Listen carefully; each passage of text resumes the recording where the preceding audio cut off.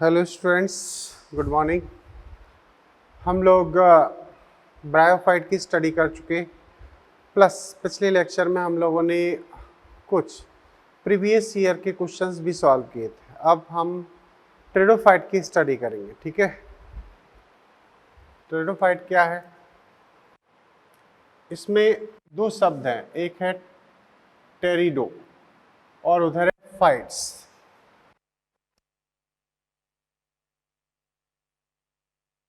Tayron का मतलब होता है फर्न, है ना, और फाइट्स का मतलब होता है प्लांट, पादप। क्लियर? तो ये एक तरीके से फर्न प्लांट हैं। क्या हैं? इन्हें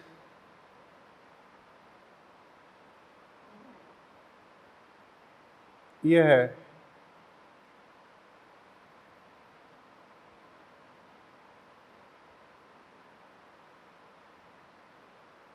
बीजाणुद्विद।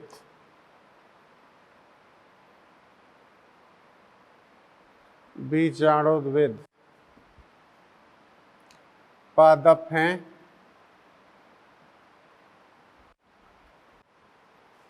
जो जिनके पादप शरीर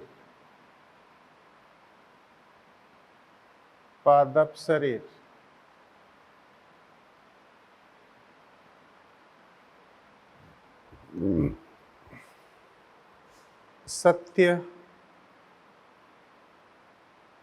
जड़, तना तथा पत्ती में बटे होते हैं।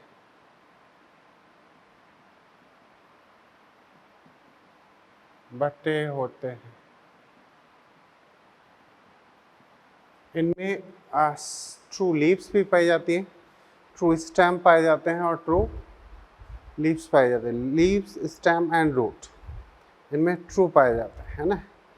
और जबकि हमने मॉस के अंदर देखा था तो वहाँ जड़ नुमा, तने नुमा और पत्ती नुमा संरचना पाई जाती है, उनमें वैस्कुलर बंडल नहीं पाया जाता है। अब आगे बात आती है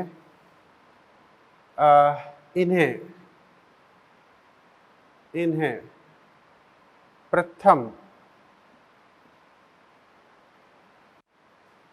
संवहन पूल युक्त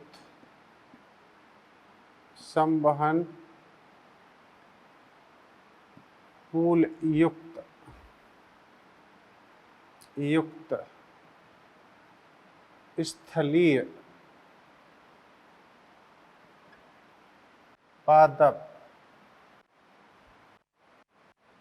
माना जाता है,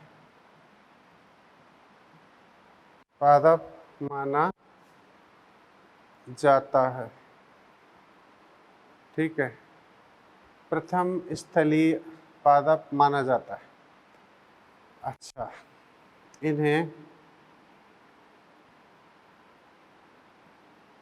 प्रथम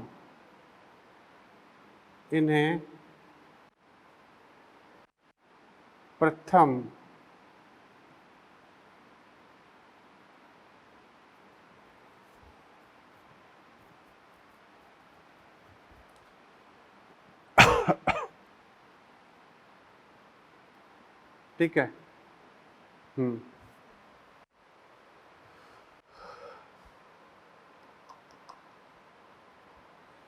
इन्हें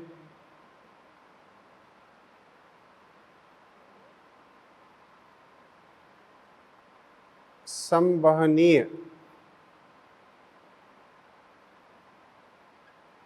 क्रिप्टोगैम्स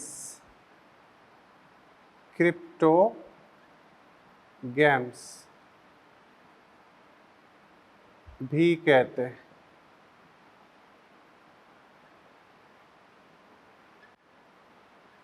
संवहनी क्रिप्टोगैम्स क्यों?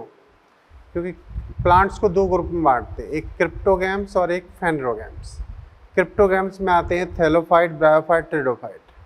तो ये वो क्रिप्टोगैम के सदस्य हैं जिनमें संवहन ऊतक पाए जाते हैं, ठीक है।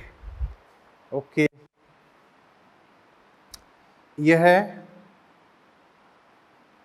एम्ब्रियोफाइट्स,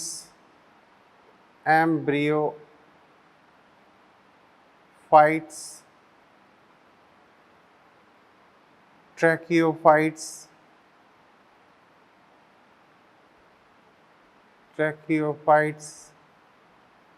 तथा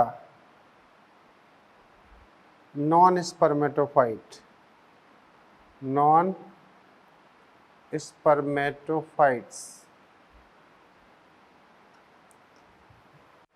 के रूप में होते हैं,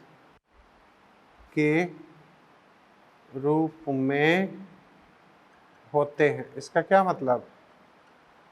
इसका मतलब है कि इनमें एम्ब्रियो फॉर्मेशन होता है, इनमें ट्रैकियोफाइट्स मतलब वैस्कुलर टिश्यू होते हैं, और इनमें स्पर्मेटोफाइट, नॉन स्पर्मेटोफाइट मतलब सीड का फॉर्मेशन नहीं होता।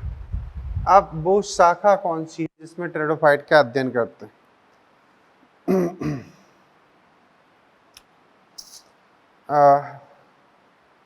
शाखा जिसमें टेरिडोफाइट पढ़े जाते हैं, टेरिडोफाइट सम्मिलित, वो कहलाएगी टेरोलॉजी, टेरिडोलॉजी,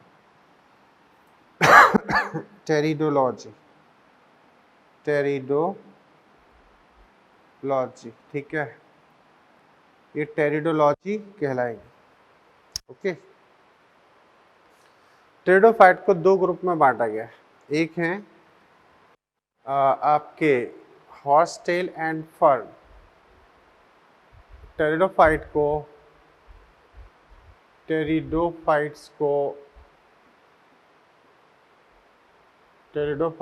को दो समूह,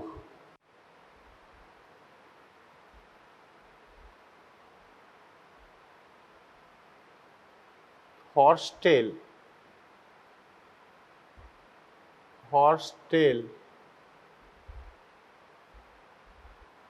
तथा फर्न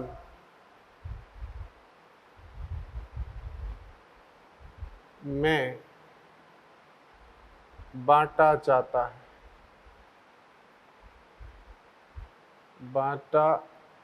है, ठीक है। दो समूह हॉर्सटेल तथा फर्न में बांटा जाता है। ओके, इन्हें रेप्टाइल ग्रुप ऑफ प्लांट भी कहते हैं। उन्हें एम्फीबियंस कहते थे, इन्हें रेप्टाइल ग्रुप ऑफ प्लांट्स भी कहते हैं। इन्हें पादपों का सरीसृप कहा जाता है। पादपों का सरीसृप कहा जाता है, reptile group of plants. Okay, इसके बाद में इनकी हम सिमिलरिटी डिसिमिलरिटी स्टडी करेंगे। टेरिडोफाइट की ब्रायोफाइट से समानता, टेरिडोफाइट की ब्रायोफाइट असमानता, और टेरिडोफाइट की जिम्नोस्पर्म से समानता और जिम्नोस्पर्म से असमानता। ये कंपैरेटिव स्टडी आपके लिए ज़रूरी है। इसके सारे पॉइंट एकदम से समझ में नहीं आएंगे। क्यों? क्योंकि अभी आपने जिम्नोस्पर्म भी नहीं पढ़ा है, ठीक से टेरिडोफाइट भी नहीं पढ़े हैं, तो आपको यहाँ कुछ चीज़ें याद करनी होंगी, है ना। लिख लेना है एज इट इज़। तो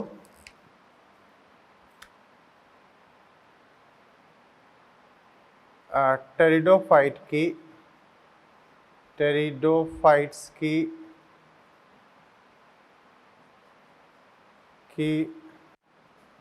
ब्रायोफाइट से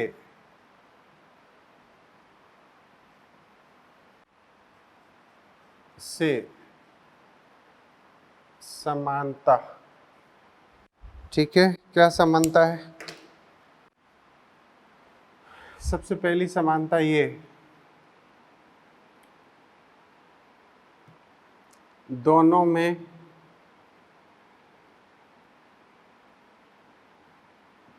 स्पोरिक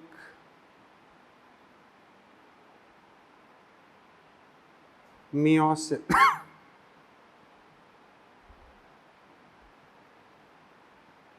मियोसिस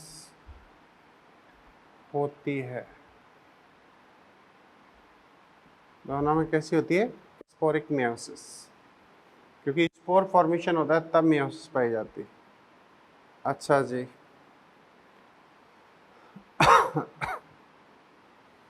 अगली कहानी, दोनों के प्रजनन अंग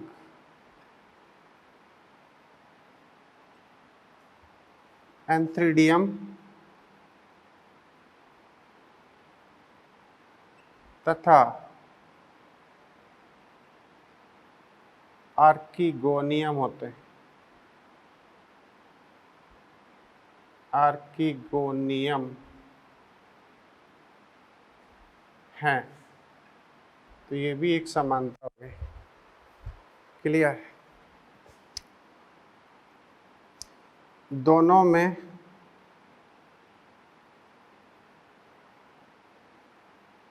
हैप्लोडिप्लॉन्टिक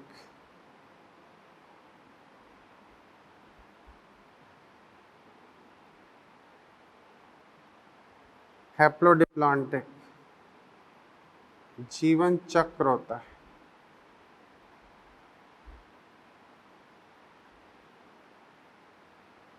जीवन चक्र होता है, ठीक है। Both have haplodiplontic life cycle. अब बात आती है क्या? टेरिडोफाइट की ब्रायोफाइट से असमानता। असमानता, असमानता के नाम पर क्या देखोगे? तो एक साइड में टेरिडो लिख देता हूं, टेरिडोफाइट्स, और एक साइड में लिख देता हूं ब्रायोफाइट्स। ब्रायोफाइट्स है ना, इनमें सत्य, जड़, तना, पत्ती,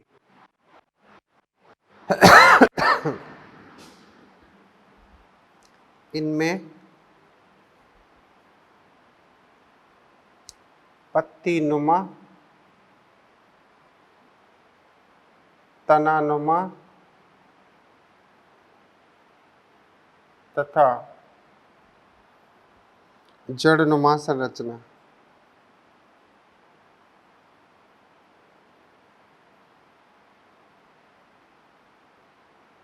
ठीक है, इनमें क्या होते हैं? संवहन पूल उपस्थित, संवहन पूल क्या है?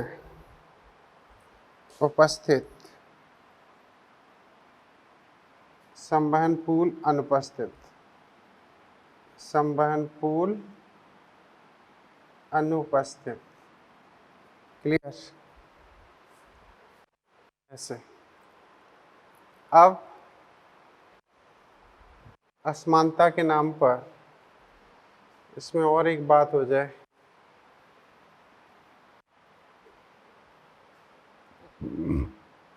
क्या?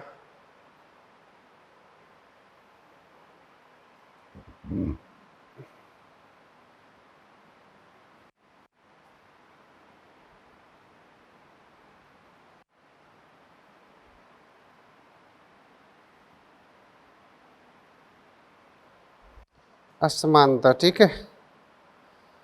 तो इसमें हम देखिए, यहीं पर देखो, असमानता ही है। अब इसमें एक पॉइंट आ सकता है,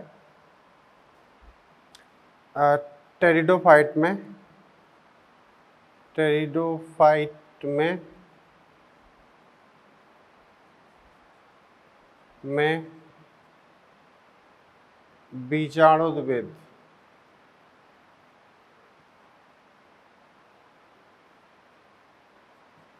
तथा युग्मकोद्विद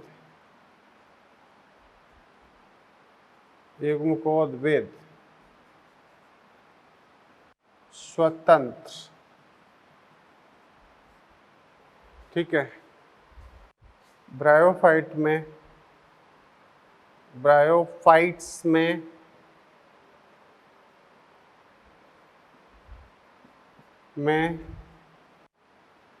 बीजाणुद्विद यानी कि स्पोरोफाइट गैमीटोफाइट पर आश्रित,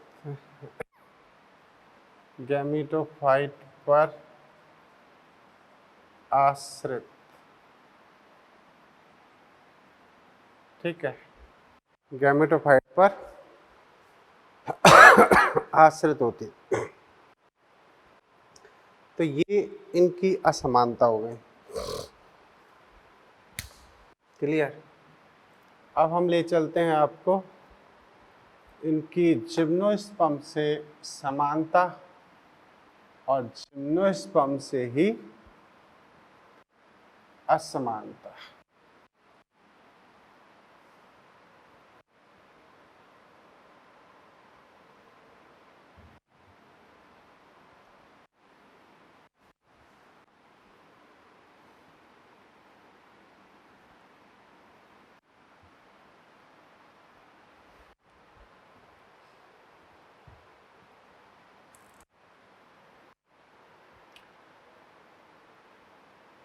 टेरिडोफाइट्स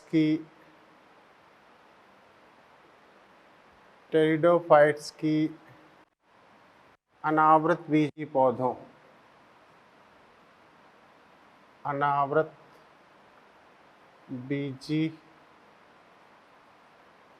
पौधों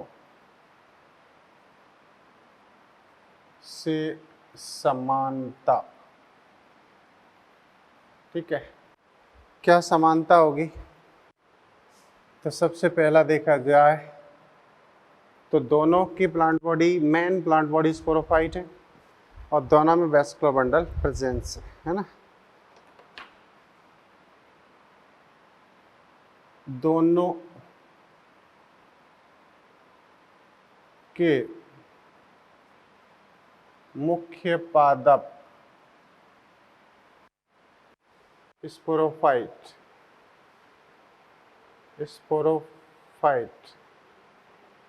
तथा संवहन पूल उपस्थित। संवहन पूल दोनों में क्या होते हैं? उपस्थित होते हैं।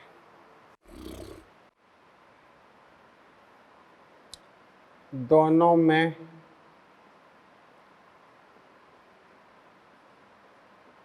मादा प्रजनन अंग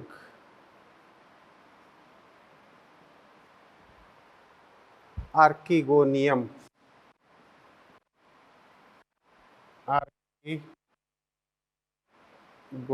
ठीक है, ये बात हो गई।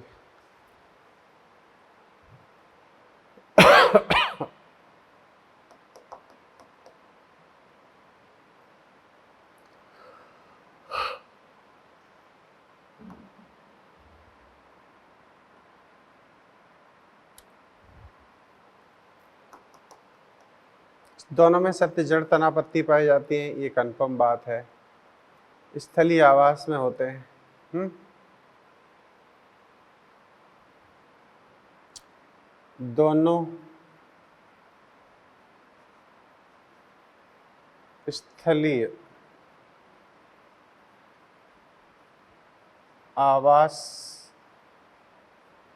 युक्त ज्यादातर स्थल पर पाए जाते हैं। अब हम देखेंगे असमानता। असमानता असमानता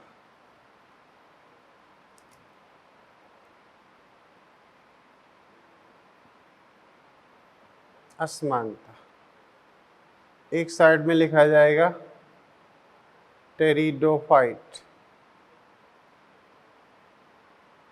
और दूसरी साइड में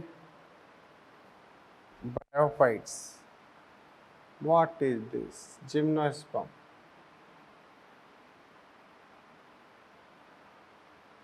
जिम्नोस्पर्म, ठीक है। क्या पहला पॉइंट,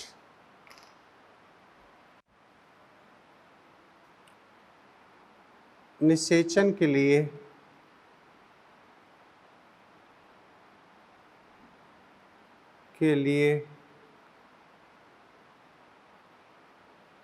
जल आवश्यक।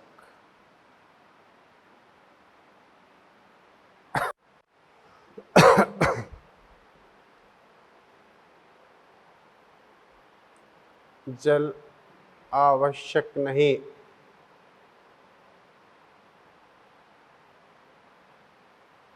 निषेचन के लिए इसमें जल आवश्यक नहीं होता।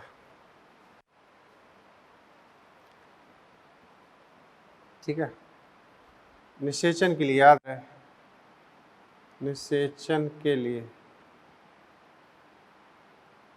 नहीं, आप कंफ्यूज हो जाएं कि जल ही आवश्यक नहीं होता तो फिर कैसे काम चलेगा।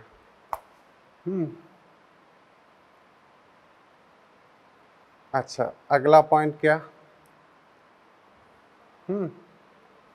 अब इनमें क्या होती है? इनमें होमोस्पोरी तथा हेटेरोस्पोरी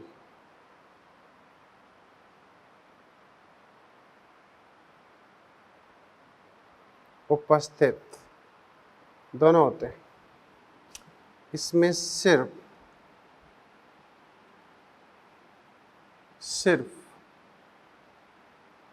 हेटेरोस्पोरी उपस्थित, हेटेरोस्पोरी उपस्थित, ठीक है। ऐसे नर प्रजनन अंग एंथ्रीडियम, या सीधे लिखो एंथ्रीडियम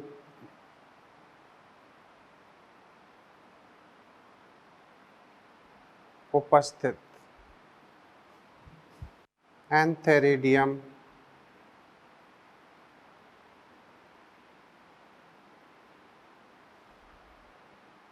अनुपस्थित, ठीक है। एंथ्रीडियम अनुपस्थित।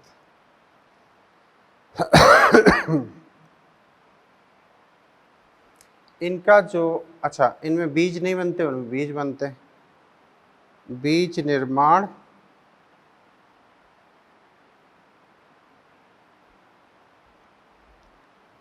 अनुपस्थित, बीज निर्माण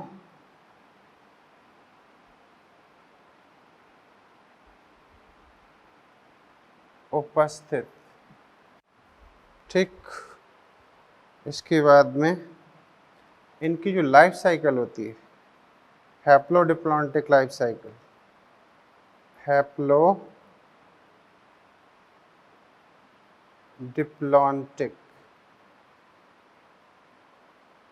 लाइफ साइकिल, इसमें डिप्लॉन्टिक लाइफ साइकिल, ठीक है। इसमें डिप्लॉन्टिक, इसमें हैप्लोडिप्लॉन्टिक लाइफ साइकिल उपस्थित। तो ये थी टेरिडोफाइट की जिम्नोस्पर्म से समानता असमानता और ब्रायोफाइट से समानता असमानता, ठीक है। तो ये कंपैरेटिव आपकी स्टडी हो गई है ना, और ये कंपैरेटिव स्टडी काफ़ी काम की होती है, इस बात को आप याद रखें। अब नेक्स्ट सेगमेंट में चलते हैं, कुछ इसकी स्पेशल कैरेक्टर पढ़ेंगे, है ना।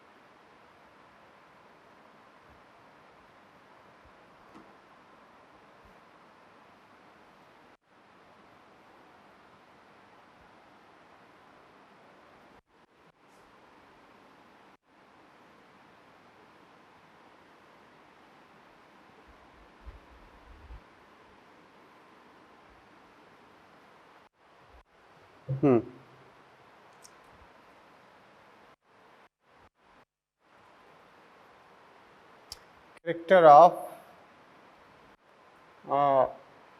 pteridophytes, general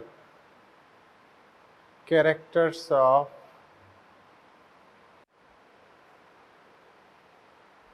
pteridophytes.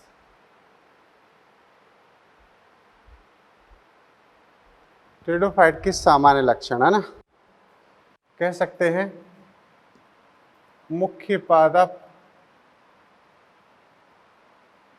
pteridophyte, sporophyte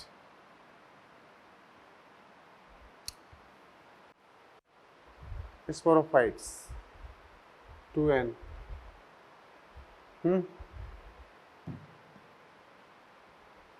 ये और जड़ तना पत्ती में विभेदित,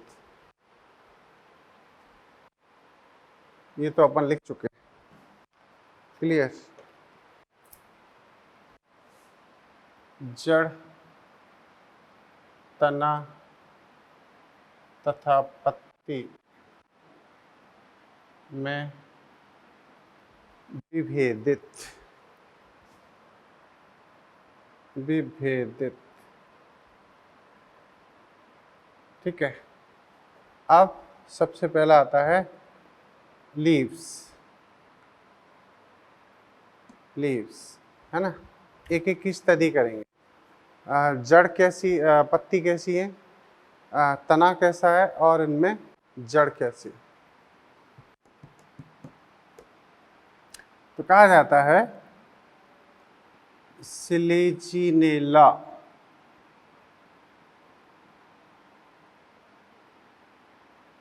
की पत्तियां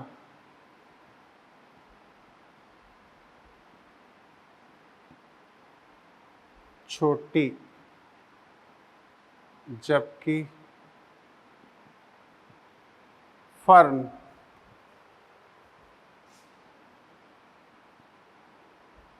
की पत्ती बड़ी संयुक्त कंपाउंड चिरलग्न, मतलब बहुत लंबे समय तक ये पौधे से लगी रहती है। पंख जैसी, पंख के समान, ऐसे फेदरी लीव्स पाई जाती हैं, इसलिए इसे पहले फिलिकोप्सिडा में भी रखते थे। तो ये चीज हो गई। ठीक है, पत्तियों की बात हो गई। वैस्कुलर बंडल उपस्थित होंगे। अच्छा, अब बात आ जाए तने की। तना मतलब स्टेम।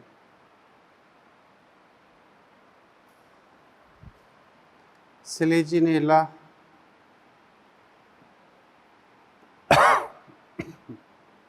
में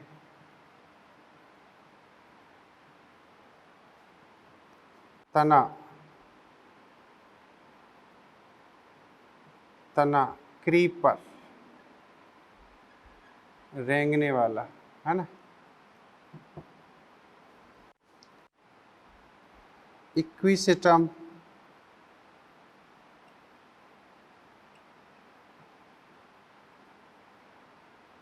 में भूमिगत तना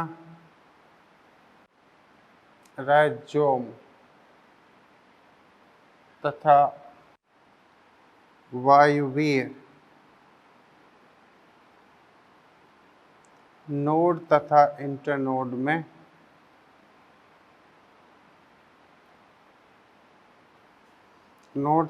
इंटरनोड में बटा हुआ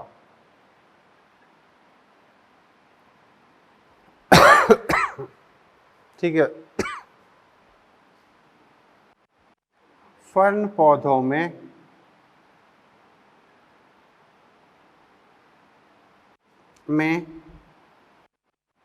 तना राइजोम के रूप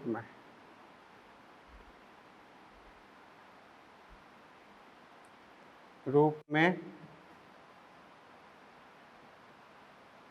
भूमिगत, जमीन के नीचे माया जाए, भूमिगत, ठीक है। ऐसे अब हम बात करें इनकी जड़ों की। जड़ें, रूट्स, ठीक है। रूट्स की खास बात क्या होगी? इनमें अपस्थानिक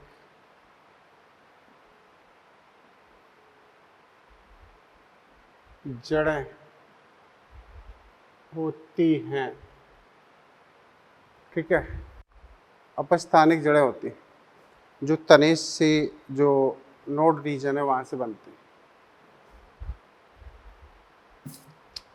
जो तना अथवा पत्ती से विकसित होती है, ठीक है। आप अभी एम्स का एग्ज़ाम में क्वेश्चन बना है कि जो साल्विनिया होता है ना, साल्विनिया की अपस्थानिक जड़ें, अपस्थानिक जड़ें पत्तियों से विकसित,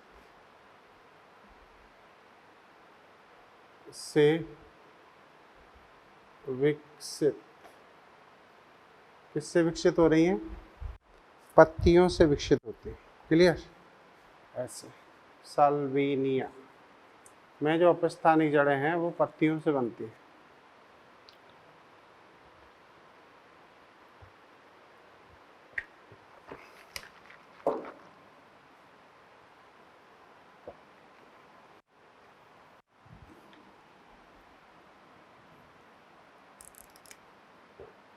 तो ये तो इनकी बात होगी। अब इनकी उपस्थिति कहाँ होती है? तो आवास, हैबिटेट ऑफ टेरिडोफाइट्स, टेरिडोफाइट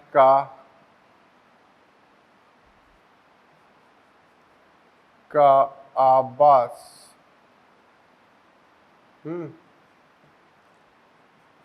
आवास मतलब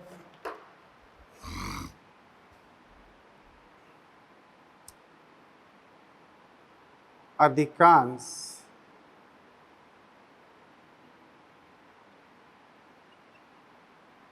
पादप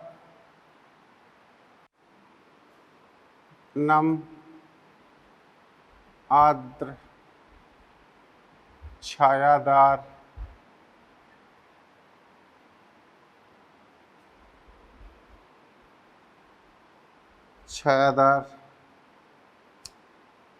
मृदा अथवा रेतीली मृदा में होते हैं। सैंडी सॉइल मृदा में विकसित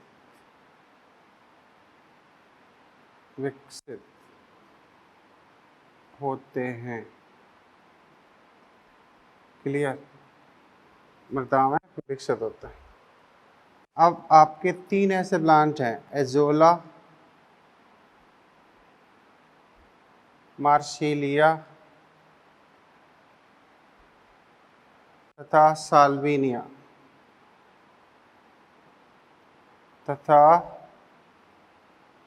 साल्विनिया, जलीय माध्यम में उपस्थित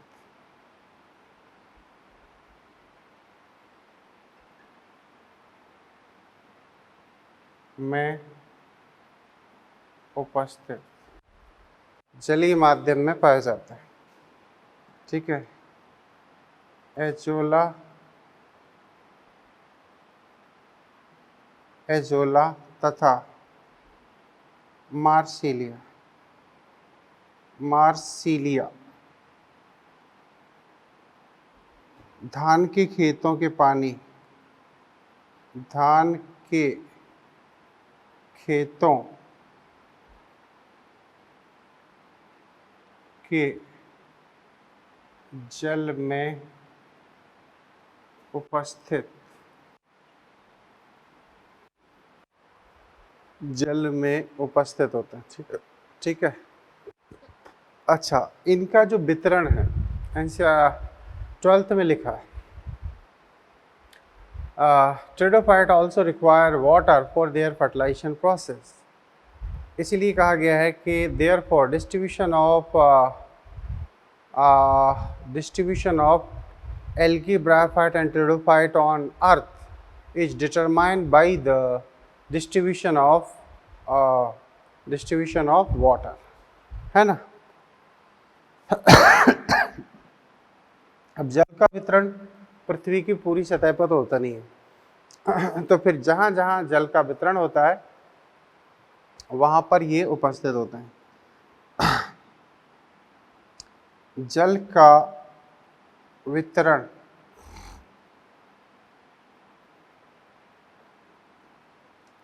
इन्हें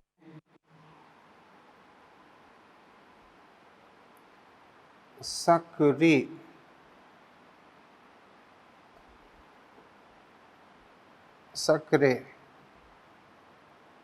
भौगोलिक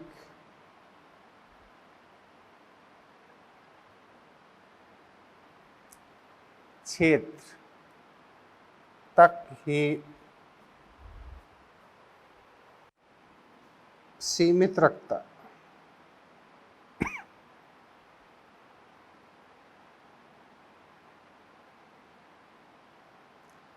है, सीमित रखता है। ठीक है, ऐसे।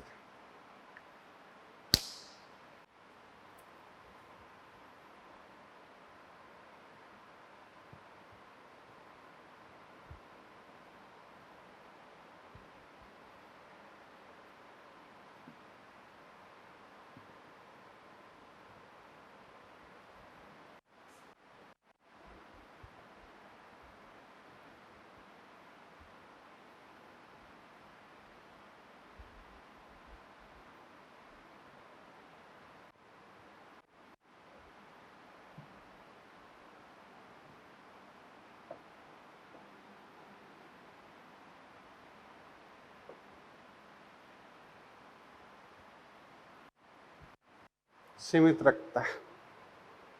क्लियर।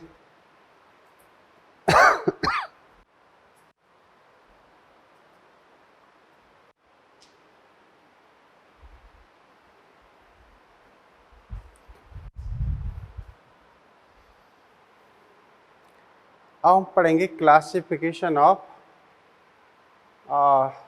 ट्रेडोफाइट्स। ठीक है, और उसके अंदर हम सारी चीज़ें एक्सप्लेन करेंगे। तो क्लासिफिकेशन ऑफ टेरिडोफाइट्स। ठीक है, टेरिडोफाइट का क्लास, इन्हें 4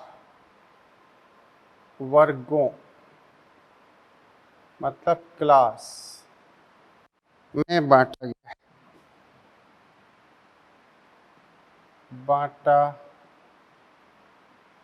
गया है। ठीक है, सबसे पहले कौन? सबसे पहला है साइलोप्सिडा। ठीक है, साइलोप्सिडा के एग्जाम्पल हैं साइलोटम, एंट राहिनिया, ठीक है, राइनिया कौन है इसको याद रखना, 12th के एनसीईआरटी में लिखा हुआ है, तो हमारे ये काम आ सकता है। एक जीवाश्मीय पादप, जीवाश्मीय पादप, ठीक है, फॉसिल प्लांट। अब ये दुनिया में नहीं है, कहा तो यहाँ तक जाता है कि इसी से इसका कनेक्शन ब्रायोफाइट से है, क्योंकि इसमें जो स्पोरेंजियम होती है उसमें होमोस्पोरी पाई जाती है और कॉल्यूमेला पाया जाता है। कॉल्यूमेला और होमोस्पोरी ये ब्रायोफाइट का करेक्टर है, इसलिए कहा जाता है कि राइनिया एक्चुअली ब्रायोफाइट और टेरिडोफाइट के बीच में संयोजी कड़ी की तरह काम करता है। ब्रायोफाइट को स्कॉटलैंड के एक राइनी गांव में खोजा गया था। इसकी जो बड़ी लंबी प्रजाति मिली थी उसका नाम दिया था राइनिया मेजर, और जो छोटे साइज की मिली थी उसको मिला था, वो कहा था राइनिया गिनी बोगेनाई। ठीक है, ये सब चीज़ें आपके लेवल से बहुत आगे हैं, ये आपसे नहीं पूछा जाएगा, लेकिन आप इतना याद रखना कि राइनिया एक जीवाश्मीय पादप है ना। अच्छा, ये बात हो गई। राइनिया की अगर स्पोरेंजियम हम अध्ययन करें तो स्पोरेंजियम कुछ इस तरीके से होती है, पिरामिडल शेप, ऐसे।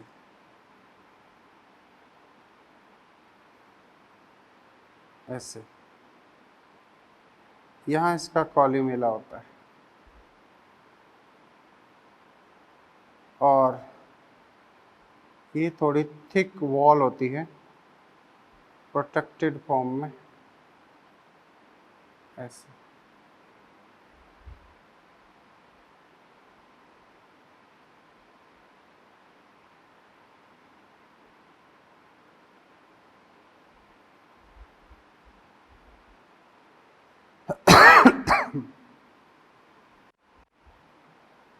ठीक है, इनमें क्या पाए जाते हैं, स्पोर्स। कैसे, टेट्राड स्पोर,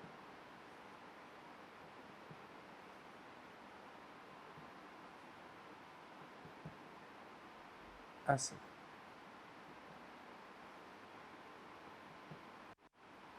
तो ये है टेट्राड स्पोर्स, स्पोर, ये कुछ ऐसे हैं। ठीक है, इस संख्या में 4 है, और ये स्पोरेंजियम हो गई, और ये हो गया कॉल्यूमेला, और ये है sporangium of Rhynia, sporangium of Rhynia. ठीक है, बस इस क्लास के लिए इतना ही बहुत है। अब हम नेक्स्ट क्लास पढ़ेंगे जिसका नाम होगा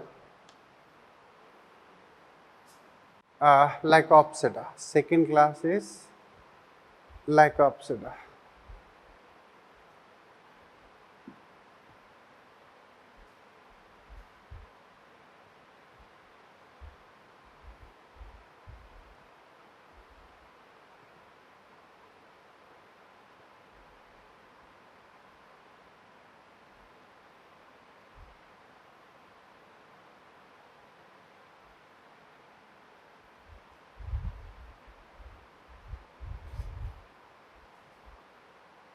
लाइकोप्सिडा है ना।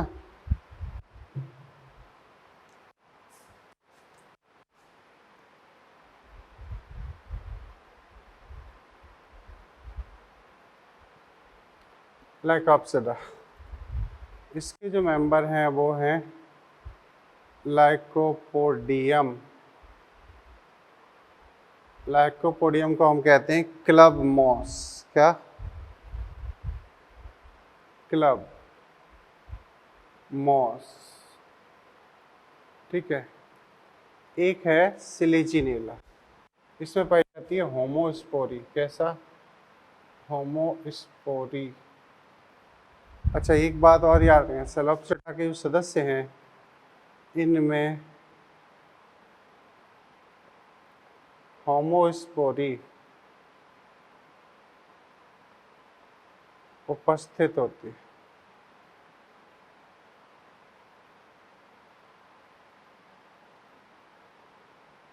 उपस्थित होती है, ठीक है। तो लाइकोपोडियम में कैसी होती है? होमोस्पोरी। एक होता है सिलेजिनेला।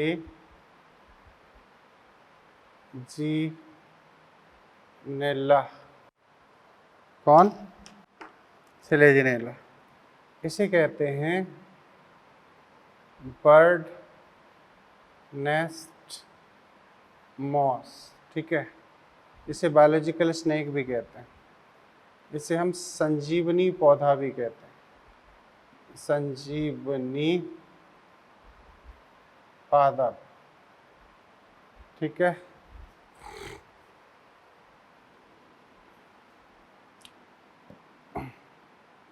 सिलेजिनेला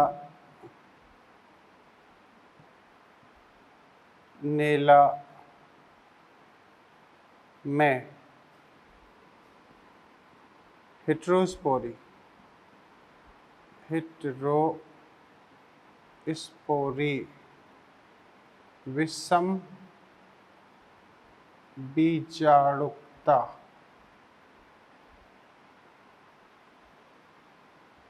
विषम बीजाणुकता पाई जाती है।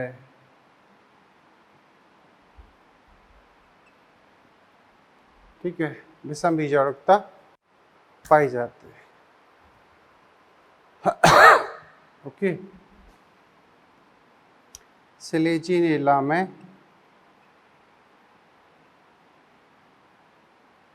की तने में प्रोटोस्टील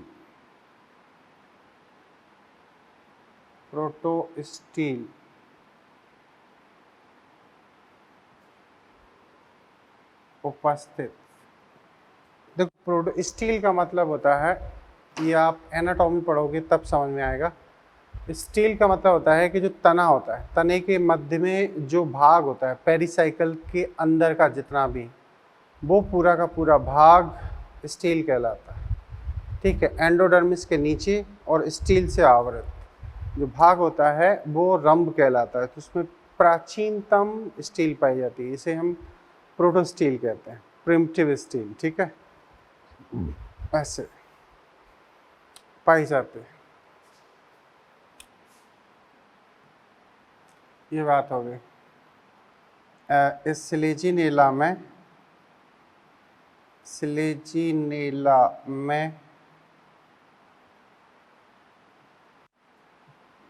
विषम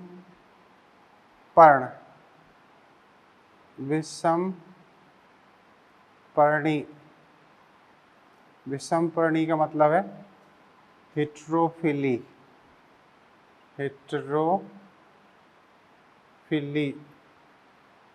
उपस्थित। हेटेरोफिली का मतलब है दो अलग अलग प्रकार की लीव्स इसमें पाई जाती है।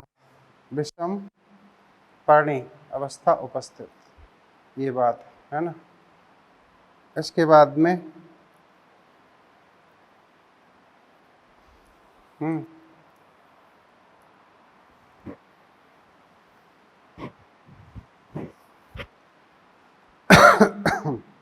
इनके नर युग्मकोद्भिद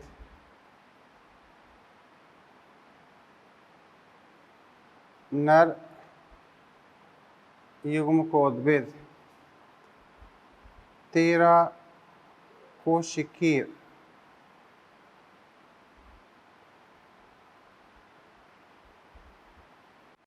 अवस्था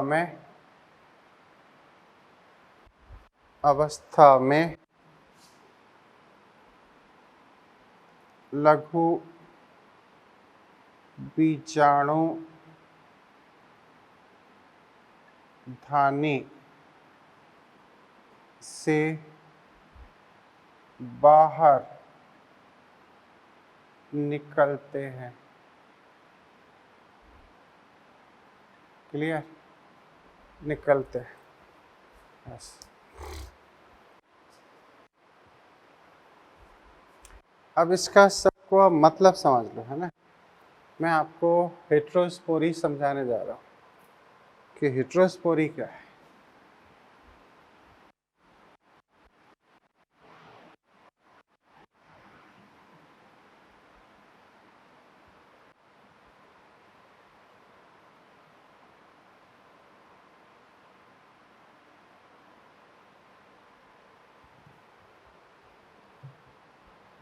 विषम बीजाणुता,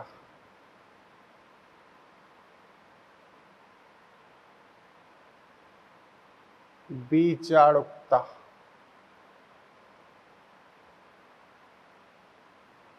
हेट्रोस्पोरी,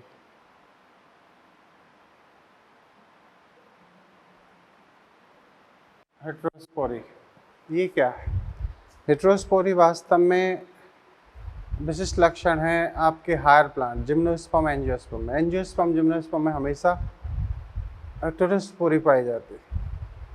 हेट्रोस्पोरी का मतलब होता है कि जब छोटे बीजाणु और बड़े बीजाणुओं का निर्माण होता है, माइक्रोस्पोर तथा मेगास्पोर्स बनते हैं, तब इसे हम हेट्रोस्पोरी या विषम बीजाणुता कहते हैं।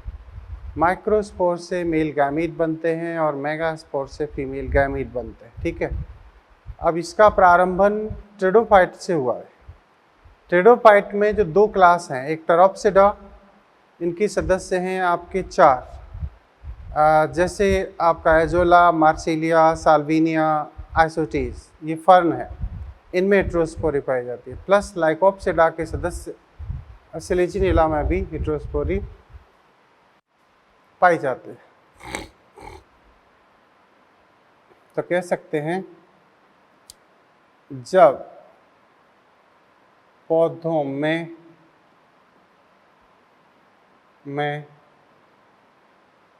दो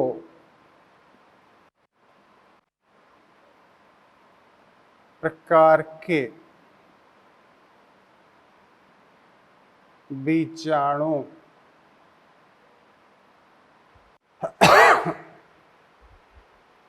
लघु बीजाणु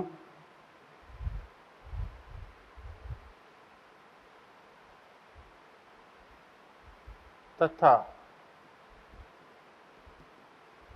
गुरु बीजाणु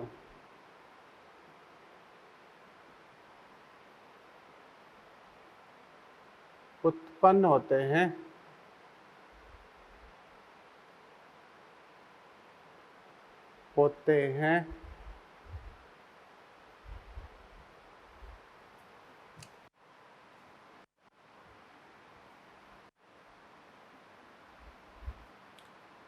उत्पन्न होते हैं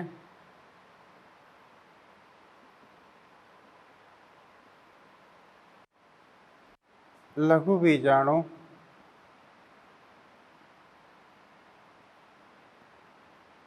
नर युग्मकोद्भिद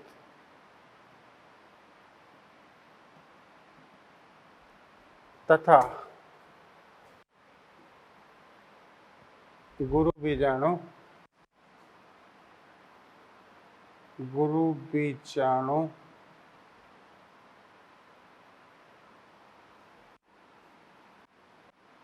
मादा युग्मकोद्भिद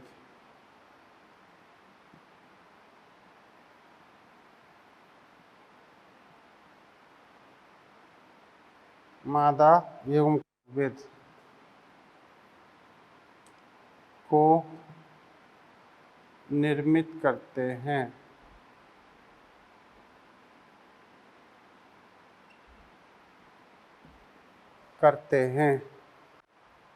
तब इन्हें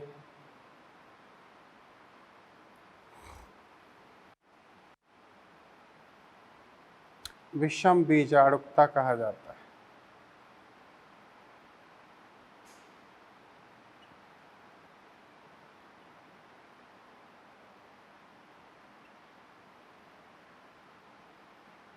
है। ठीक है। ये कहाँ कहाँ पाई जाती है? उदाहरण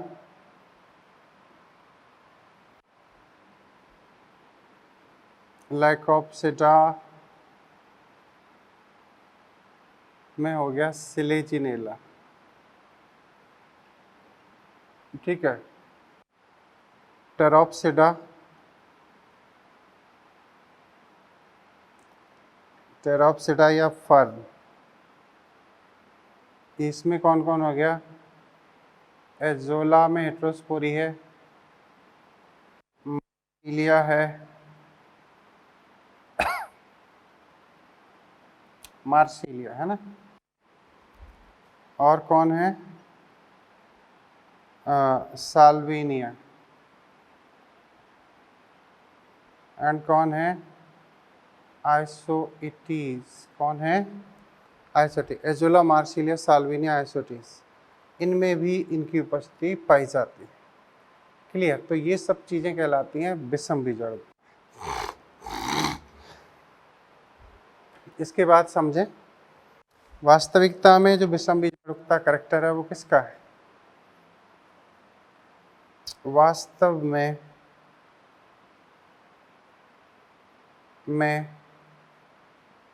विषम बीजाणुता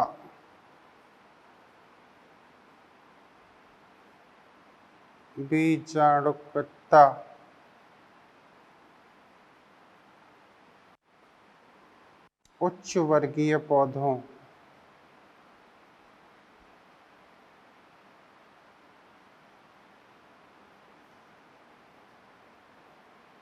जैसे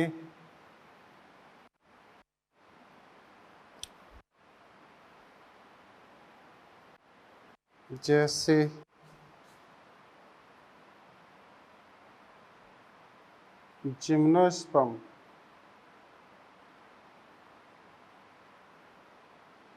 तथा एंजियोस्पर्म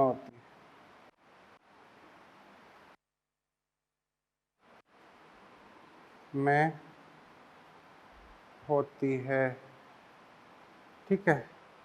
एंजियोस्पर्म तथा जिम्नोस्पर्म में ये चीज हमें देखने को मिलती। क्लियर?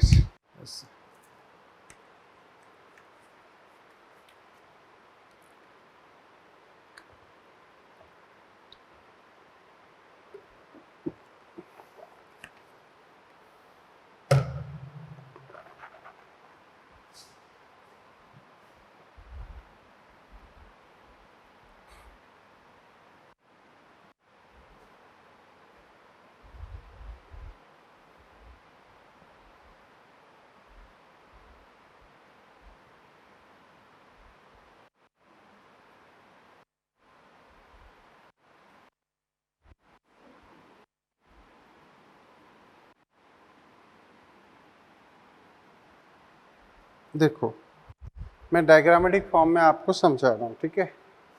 ये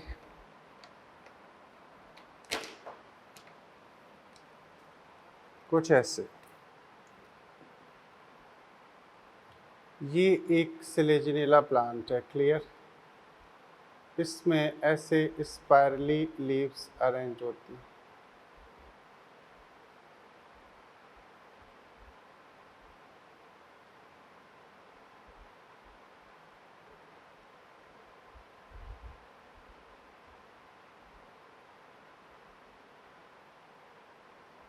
ठीक है, ऐसे।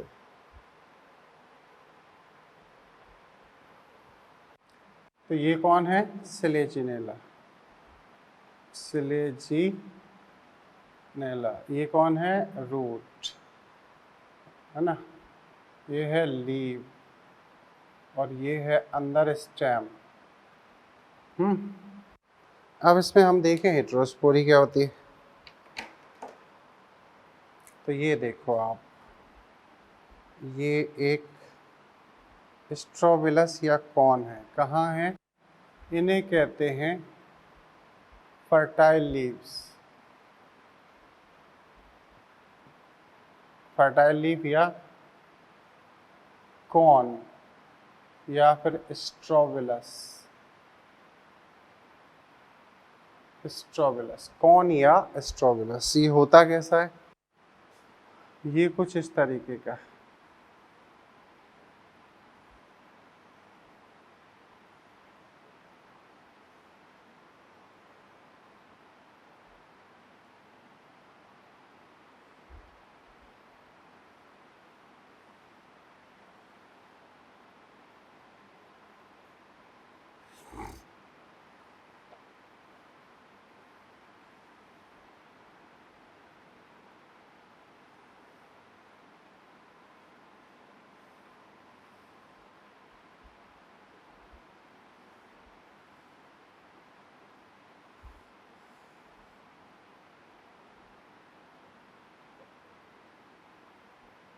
ऐसे। तो ये इसका एलएस में बना रहा हूँ आपके लिए, है ना। इसमें क्या होते हैं, ये होते हैं microspore, they are called microspore. Okay, this is called megaspore, they are produced from megaspore mother cell. Microspore produced from microspore mother cell. तो ये कौन है? This is microspore. ये कौन है? माइक्रोस्पोरेंजियम।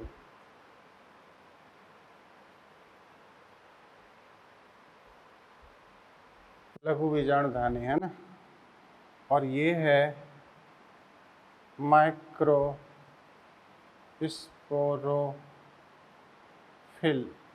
ठीक है। अब ये कौन है? Mega spore, megasporangium.